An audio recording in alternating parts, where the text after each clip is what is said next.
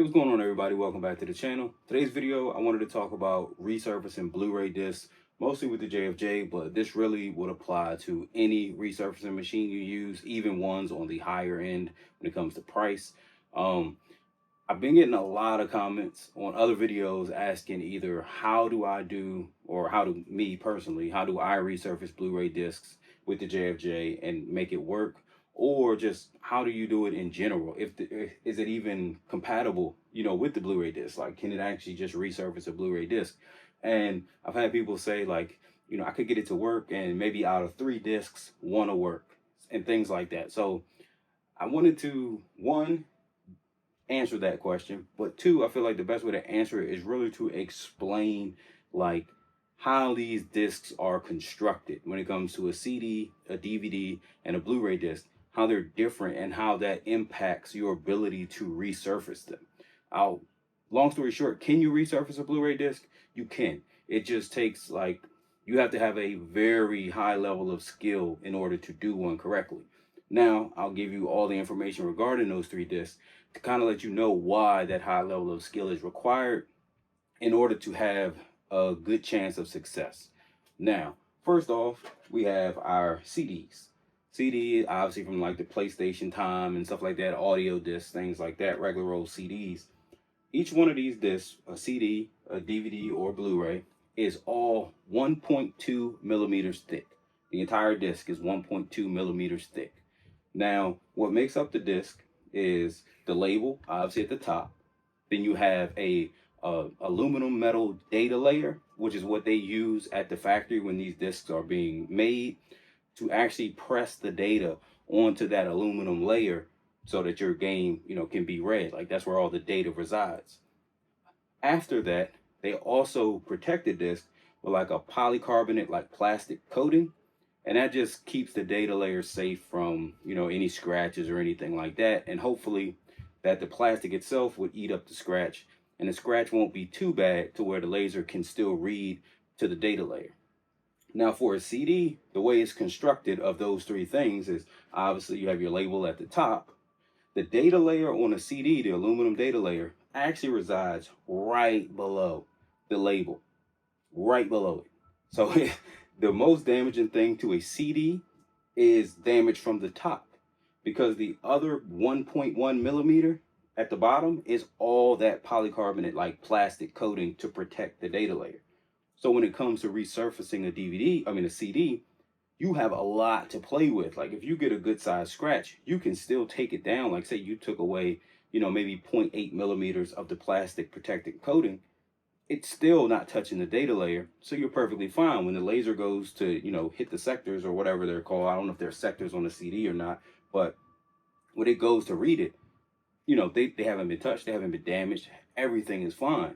So it gives you a lot more leeway when it comes to resurfacing a CD in opposed to other discs. And we'll talk about the other 2 in a bit. But so for CDs, damage comes from the top. That's very critical. It can be very catastrophic for a CD to take a scratch from the top, because the data layer is literally right beneath the label. Anything that scratches the top probably is going to affect the data layer, and then the CD won't read no matter how clean it is on the bottom. So that's how a CD is constructed. Now we're going to talk about DVDs. DVDs, same thing. Obviously, you have your label at the top. You still have your 1.2 millimeter thick disc itself, the DVD. But the way I believe it's polycarbonate, so don't quote me on that, but it's basically like a plastic coating. The way that's distributed on a DVD is different than a CD. For a DVD, you have your label at the top. You have 0.6 millimeters of that plastic coating below the label.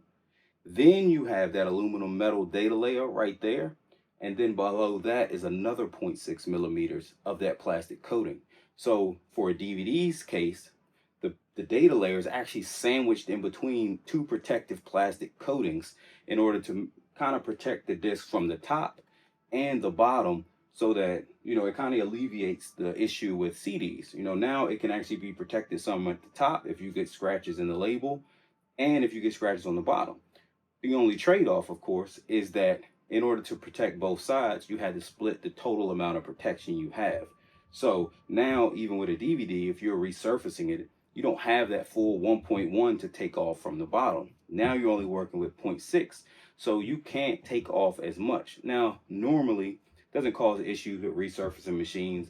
Normally, you're still fine. Like, you could take off some and, things would be good. It would still play. But it also opens up the fact that now scratches at the bottom can't be as deep as they could be on a CD, because now it's only 0.6 millimeters of protectant before that data layer. And if it gets to that data layer, then again, the DVD is compromised and the disc isn't going to work. So, but that's for a DVD. Now for the main event, which is our Blu-ray disc right here. We're actually going to try to resurface this one, but I'm going to explain how this one's constructed. It actually does play. I'll show you over there, or you'll already see that the Batman 3 Lego Batman 3 thing is on the PS4 over there, so you know it read before this video. But with a Blu-ray disc, it's actually a CD in reverse. Obviously not from a storage perspective. A Blu-ray can hold either 25 or 50 gigs, depending on whether it's single layer or dual layer. And just for a reference case, CDs hold about 800 megabits, and a DVD will hold 4.7 gigs or 8.4, I believe, if it's a, or 7.8 if it's a dual layer DVD, just in case you were wondering. But for a Blu-ray, it's basically your CD construction in reverse. The data layer on a Blu-ray is actually at the bottom. It's still made of that aluminum metal. It's still pressed just like the CD and DVD at the factory when they're first constructed. But you have your label at the top. You have 1.1 millimeters of that plastic coating before you get to the data layer, which is like right there at the bottom. And then after the data layer, there's only 0.1 millimeters of what's a scratch resistant hard coating that they applied to the bottom. That's why, I don't know if you guys have noticed it, but it's hard to find a scratched up PlayStation 4 game. Blu-ray discs, it takes more to scratch them. Like Wii U games, they're a Nintendo proprietary disc, but they're based on Blu-ray. They were actually built by Panasonic, who collaborated with the creation of Blu-ray. So it's a little specialized for Nintendo's use case. It still stores 25 gigs, just like a single layer, and it's still constructed the exact same way, except for the main tell for a Wii U disc is that the sides are all smooth. So it still has that hard scratch resistant coating, but it's not exactly as hard as a normal Blu-ray disc, I guess, from Sony, lack of a better word. But yeah, so that's why it's so hit or miss with a Blu-ray disc, because even though it has a harder protective surface at the bottom, like it has a harder coating, so it's way more scratch resistant than a normal DVD or CD, but it just doesn't have the cushion there. So if that, really solid defense happens to fail, it doesn't have much room to fail. Any scratches that get through could potentially corrupt the data layer. Basically, it could, get rid of the integrity on the data layer. And it doesn't matter if you try to resurface it, because the data layer is already corrupted or it's already messed up. And with a Blu-ray, the data is squeezed so close together that, any little mark that makes it through could just be catastrophic for the disc. Another thing to keep in mind is that even if the scratch itself doesn't touch the data layer, since there's only 0.1 millimeters there for you to work with a resurfacer, you just don't have much to play with. Like you can't really take much off, and it runs the risk of burning straight through to the data layer. So it may look smooth, but then you go to play it and it doesn't read anymore. So that's why you have that hit or miss with it. Also, since it's a harder coating, you'll find that it takes a more firm, like a more coarse pad to even take out the scratches. Like you can see this one, and I'll bring it up. Like you can see, this one has some scratching. It still reads. We're going to run it through there to try to see if we can actually take out the scratches. I'm going to do my normal process. It's actually going to be a new process, a very quick one. I got actually got a new pad, like a polishing pad. I'm waiting on the finishing one to come, but this new thing works great. So the next video is actually going to be on that. It does this like super fast now. It's actually probably like what do you call it, like your magnum opus or whatever it's called. That might be mine when it comes to using the JFJ, but I'm like really pleased with it. I haven't gone back since I've used it, by the way. So let's go ahead. We're going to try to resurface this one, see what it comes out looking like, and then we're going to bring it over to the PS4 over there, and we'll see if the disc reads and plays. So let's go ahead and start it up. I'll move these two out the way. We'll stick our disc right there. Oops. Oh, come on now. There we go.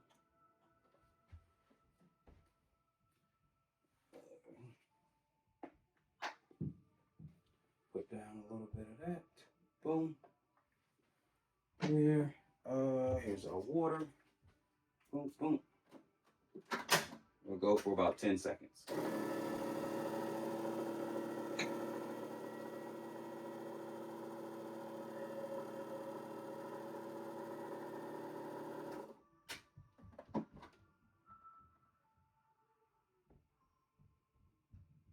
See, and this right here, this pad over here is actually a pretty coarse pad. I would say it's a medium. It's a medium pad, so it eats pretty well. But we'll run through it here as well. Over here on my polishing pad. Where's the? Oh, of course, left the water over here. Boom, boom. You notice I didn't do any more product for this part. So, but again, next video we'll go into why I'm doing that. We only did 10 seconds again. Now, the reason why I keep it to the 10 seconds is, again, you don't have much to play with on a Blu-ray, so you don't want to run it long. The longer you run it, the more chance you're running of just burning through that protective coating, if you can get through it, and just burning the data on it. So you don't want to really run it that long. All right. So that's going to about do that. We'll bring it in and show you guys. So you can see, even though I ran it, a lot of the scratches are still there. And that's because it takes a lot more to actually remove this hard protective coating from a Blu-ray disc to smooth or to erase those scratches.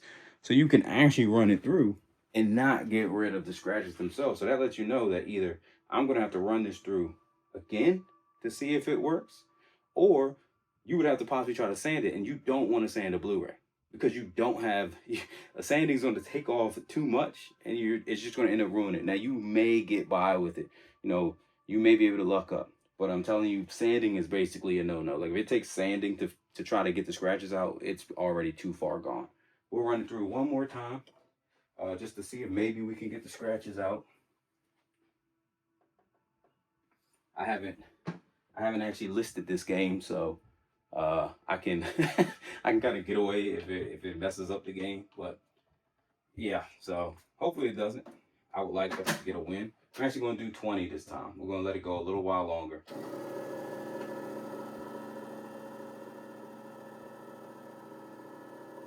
I had to make sure I was actually recording. For some reason, I couldn't remember if I hit the button or not. All right. Should be coming to a close here. There we go.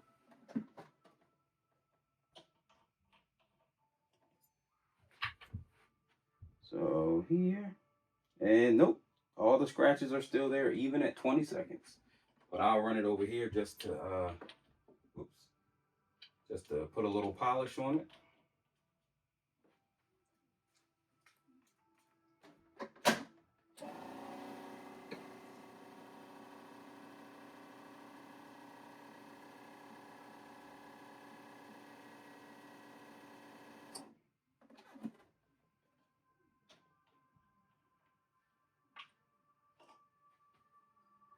And clean this up.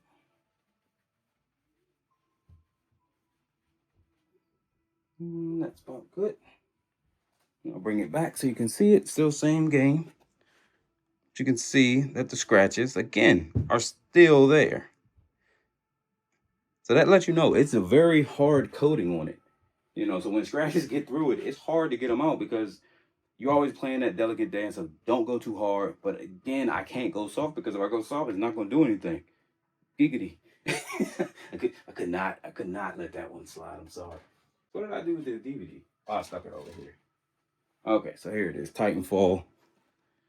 And you can see, this one, definitely has seen better days. So we'll run this one through the process real quick. And then we'll test the Blu-ray disc to see if it plays.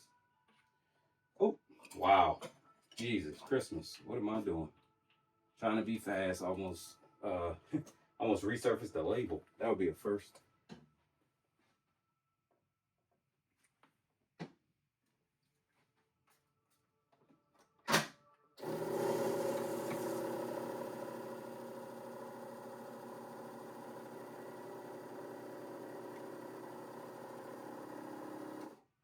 Right.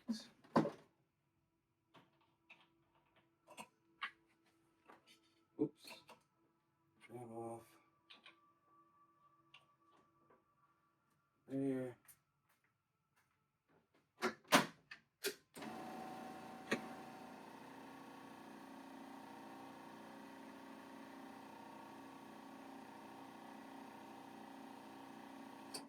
Right.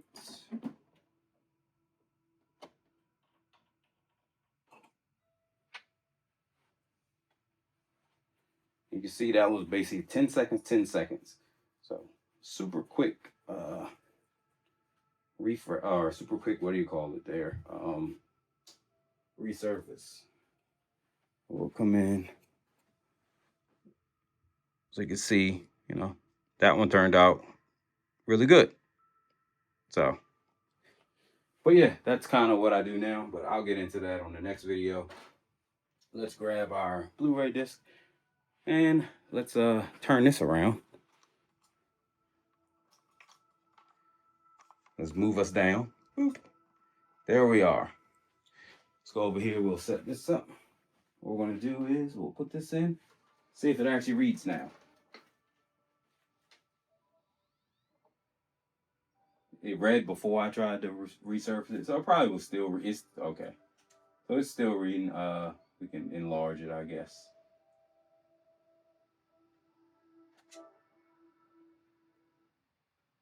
But yeah, so like I said, this doesn't actually look any better than when I started.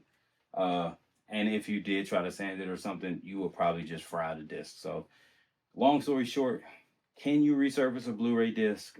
Yes, but it's kind of like buffing and polishing a old antique car that barely has any paint left on it. It's just, it takes an expert to do it. You really have to know what you're doing in order to have a really good success rate, really any type of success rate. If you don't know what you're doing, you're probably just going to just keep frying discs and just, like some people will say, like, hey, every 1 out of 4 might work. That's just kind of how it is. Hopefully the video helps some people. I know it's not a success story or anything like that, but I feel like, that was loud. But I feel like learning and kind of explaining how the discs are constructed, and that will give like a good foundation of like why you're running into the issues you're running into and why you may not be getting the results you would be looking for on a Blu-ray disc. But as always, thanks for supporting the channel. Catch you guys on the next one. Peace.